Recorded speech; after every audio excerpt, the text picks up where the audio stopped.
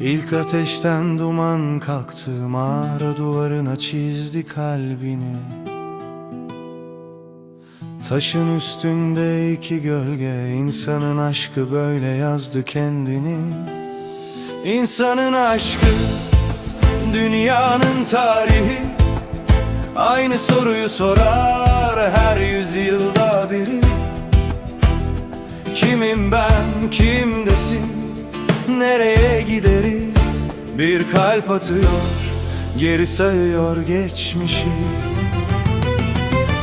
Bir saray avlusunda gizli mektup, mum damlar, gece uzar sessiz.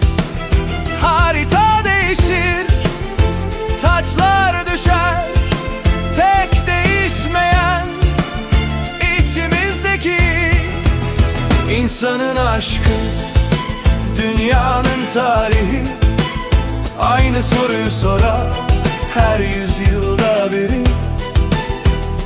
Kimim ben, kimdesin, nereye gideriz? Bir kalp atıyor, geri sayıyor geçmişi.